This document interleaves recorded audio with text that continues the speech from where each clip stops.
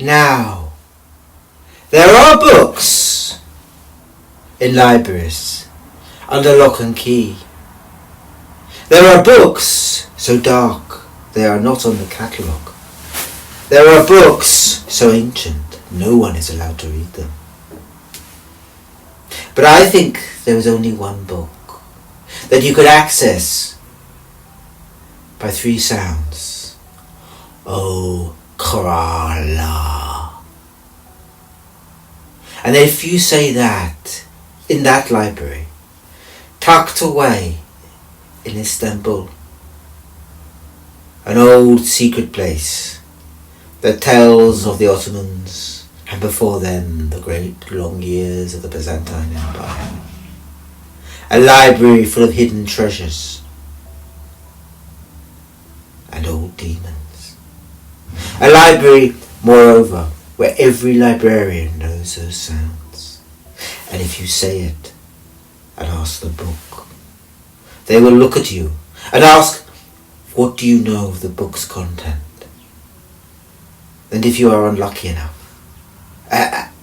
and tell them, they might even find it. A book, I say, it is barely a book. A piece of ancient paper, 500 years old or so, dating from the time of Solomon the Magnificent, written by hand. More than a letter, it was an account. An account whose end is with the sounds. Oh, beginning with O, the sounds to summon a demon. And it breaks off there, because at that moment, the author and his patron were killed by a stray cannon bolt. Just at the moment, Selim the Glorious, he the conqueror of Hungary, looked like he had triumphed, sieging the last outpost of Christianity. Selim, as I'm sure you know, was killed, even as the surrender happened, by a stray cannon from his side, it was said. And with him was killed his servant Ahmed. Ahmed, who was a famous soldier in his day, a Jansenist, and had led the conquest in Transylvania. And between them there was this single piece of writing, that when Solomon the Magnificent, it was said, read it, he caused to be locked in this library and to be accessed only by those who already knew and by the three sounds. Oh, I have never gone there. I value my sanity far too much. But I had a friend. John Eliot he was. Now John had been at Cambridge, a learned scholar, able to speak so many languages, Turkish, Greek, and all the languages of the Balkans. And he felt drawn to their strange, violent history. I remember one day he came before me and said he had discovered the works of Simon de Vries, a Dutchman from the 17th century, who had explored that region and had turned into a poet, writing of the beautiful rocks, of the wild celebrations of St. John's Night, of the strange rumours, the tales from 200 years ago or so, of a barbarian people who lived in the hills, not quite human, members of an older race, and the devils they worshipped. I remember he showed me a poem. It was an evocation to some kind of Walpurgis night, a description of a ritual that must have gone wrong, of blood and witchcraft, of a great tooth that told of a spire of a castle in the earth, of a summoning spell. And I asked him, well, this is a fine poem, but why have you shown it to me? And he said, do you not know? That poem was the last thing Simon wrote. He then travelled to Istanbul to a library that he mentions in a letter he's going to. And, well, the next thing I know about him, his body was found in the Bosphorus. This poem has a hidden truth, and I will find it if I must. He was in Bestritia, travelling in the Balkans. It's a wild country. I am minded to go myself. Do you want to come, Julius? Now, of course, I did not want to go. Life is too short and too strange to go on ghost chases in the wilds of Transylvania. I have read my Dracula, so I declined. If I had gone, I don't know.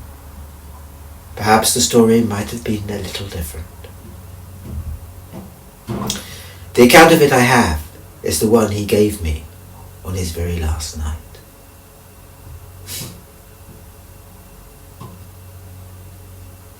He told me that he arrived in Budapest and thought it was the most beautiful city, where the east meets the west, onion domes and beautiful Baroque architecture.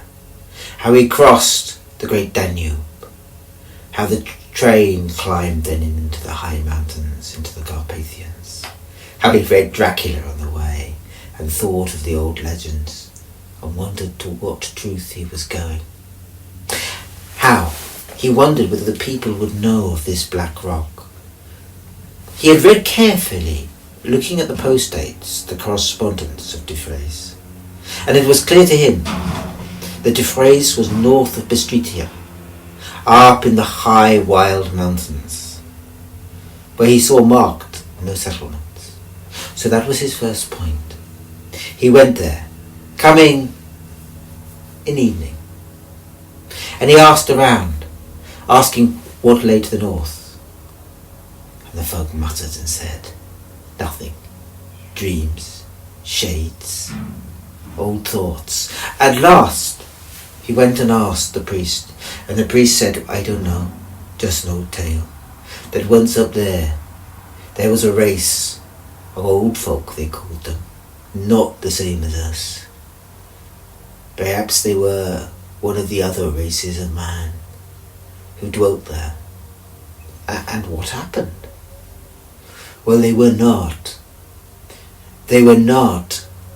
peaceable. Rather, they would raid the lands to the south. They would raid them with fire. They would raid them with stone, for they didn't seem to have metal, not over much. And every year they would take a girl and a baby up there amongst the rocks on midsummer. And what would happen? I'm not telling you that. I don't know. I don't want to know. It was one of the great things is the Muslims did for us when Solomon came over. He heard the rumours and he sent his finest generals up against those infidels in the rocks and had them killed, everyone. But a curse laid upon the general who did it, the Jansenist. Ahmed they called him. For it was said, even as he accounted for what he had done, even as he told his master, both of them were slain. I wouldn't go if I was you. But if you were going to go up to the highest of the crags, and by the last ridge you will find a stream. Follow that stream. It's the last ridge before the high mountains, up to its source. And there you may see what you may see. But it's midsummer. Are you sure you want to go? Now, if I had been there with John, I would have told him to stay. But John was a man of high endeavour. So the next day, June the 20th, he walked out. It would take him, he knew, a day and a night to get to the place. There was only the rudimentary path, and he climbed through high rocks, ancient twisted forest.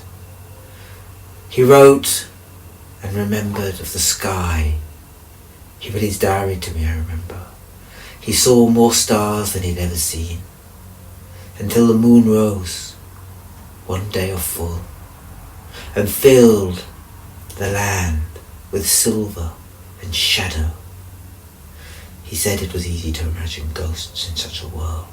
He was sure, at that point, that all the legends of vampires were born out of seeing the moon and the distant mountains glow in the night silver. Well, he found at last, by the final set of hills before the great mountains, the stream, and he followed it, and it went higher, higher yet, up into the valleys that led into the hard peaks of the Carpathians. And at the end of the day, as the light turned golden, he said he rounded a rock, and before him saw what he knew must be the stone spire. He went up and looked. Very tall and very, very ancient it seemed to him.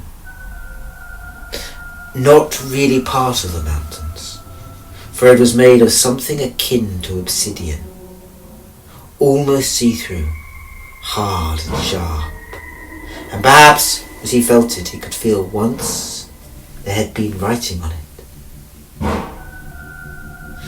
He wondered how it got there and where it came from. He climbed up a little above it and looked down, and seeing it from above he thought to himself, that's strange.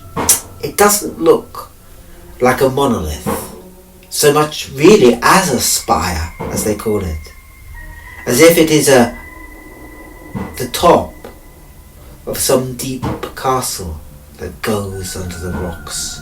He shivered, and he looked behind him, and he saw the sun was already far to the west, so he made himself a camp. Laughing, he got out his pistol, just in case, he said, and he sat and lit his fire, and ate, and drank the brandy plum that they have in those parts, and perhaps he drifted off to sleep, perhaps. But as he struggled awake, he heard a distant sound, a drumbeat, slowly, slowly gathering. In his dreams he thought it might be thunder. He shook himself awake, and it was not thunder, and he was no longer alone. For in the valley in front of him he saw, at least he thought he saw, shifting forms. Many of them. If he focused on them, they weren't quite there, but every time he looked somewhere else, he could see always a multitude, and always the same beat, beat, beat, so deep it sounded like the weight in his ears, like the beat of his heart. But again and again it went, and it was speeding up. And as it speeded up, the figures became clearer, like dancing flames they now were. And indeed, a fire seemed to be lit around the spire, and round and round and round and round and round and round the forms went ever faster, flames leaping out from the fire. Sometimes it would catch the figures, who were naked, with long hair streaming back, and ignite their hair, but they didn't seem to care. Each of them were drinking from horns, long, deep gulps of some strange red liquid, lighter than wine and more heady. He could almost smell it where he was, and the forms that danced, he could see, had thick brow ridges, long black hair, or red hair that stretched behind them, and were naked, not by ritual, he thought, but by custom, as if they had no clothes. And he saw, apart from one metal knife the man he took to be the priest had, they had nothing but stone. And round and round and round they danced, and ever louder the drum beat, and it beat upon his heart, and it beat upon his soul, and it beat so it felt that it was all he was. And as he watched, suddenly, even though the drum carried on, the dancing people like flames stopped. And the figure that he had seen before, weaving in and out of the wild dance that he had took to be the priest, stood before them and called, Kala, loud and long. Kala. And he was handed a metal dagger. And then he took, on his other hand, a baby. Now, this was a child, naked like they were, but not built like that. John knew a human child when he saw it, even as the priest flashed the dagger down, and life was turned to blood. And then the priest turned and smeared the blood upon the spire, and round and round and round and round and round and round, and ever wilder the great dance went. Round and round, and the flame went up, and every so often one of the celebrants caught fire. And then yet again they stopped, and in the space before them there was a naked woman, and she started to dance, a hard dance, a wild dance, and as she danced the priest came behind her and hit her, and every so occasionally she would hit the priest back, and the two whipped each other round and round until their blood too fell upon the great spire.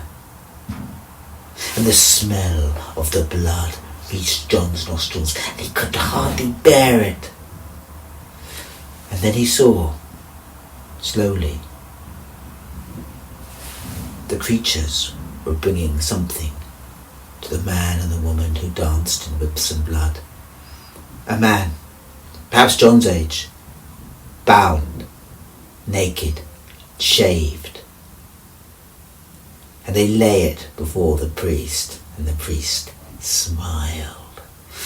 And they slit the top of the head of the man, and he called out, but no help came. And then he took that blood and they put it on the spire, and then the dance went wild and wild and wild and wild. Kanla, they called. And suddenly, from the top of the spire there came an answer.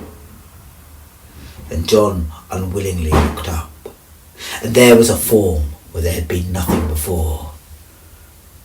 Like a great toad it was, eyes yellow and sulphurous, glowing in the smoke and in the dark. A long tongue licked its lips, as with its forearm it reached down and forward to grab the bound figure and take it for its own.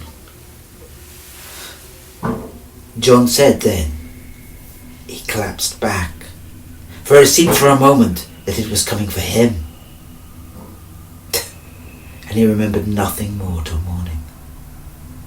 But when he woke up, there was no trace of anything that he could see. He went down gingerly to the spire and looked. There had never been a fire there, he thought at first. And then he saw the telltale marks. There were scorch marks burned into the obsidian, as if there had been flames there often, but long ago. He went thoughtfully back to Bestritia. He remembered then what the Friese said, that after walking in the mountains and composing the poem about the image of death and hell, he had gone to a library in Istanbul he had mentioned in his last letter. With his sounds, he said. And John went to Istanbul, and he consulted the histories and found out about Ahmed's letter, and how he and his master had read it and been slain. He had written it, and his master had read it, and how they had both been slain. And Solomon's gift to a strange library. So John went looking round the back streets of Istanbul, until at last he found the library, and going in, made the sound of summoning. And the librarians bought the text, and he read it. He read how Ahmed had led his troops up, how they had been welcomed as heroes, how they had been shown the land of the north, of the grim battle they had fought against the people who fought to the death, would not surrender, would not seem to share any language or common knowledge, who killed all their prisoners by sacrifice often enough. Of how Ahmed had waged then a war of annihilation against these people, how it had sickened him to do it, how it had sickened his deep, peaceful soul to see what they did to his soldiers. Of how at last he had caught them in a high valley amongst the rocks, under the black spire they held sacred, and there he had finally shot the priest and priestess. And then, in shaking hand, he wrote how the priest in his last gasp is summoned by the three sounds, something, and how they had followed that something deep into the caves beneath the spire, and caught it at last, killing it with silver that had been blessed by the prophet himself. Holy, holy weapons. How it died bellowing and killed 5 of Ahmed's guard in ways he could not describe. Of how it came between him and its sleep, and how he felt the curse upon him. All this John told me, and of how he took the book back and came back to England, and could not now forgot what he had once read. He disappeared, of course. Men said he fell off the cliffs, others that he took himself to Broadmoor and booked him and asked to be taken in. Others that he dwells yet mad in the woods, somewhere in the east. All I know is what he told me on that last night he saw me. So if you ask me, do I plan to go to Istanbul with my sounds? No. Why would you?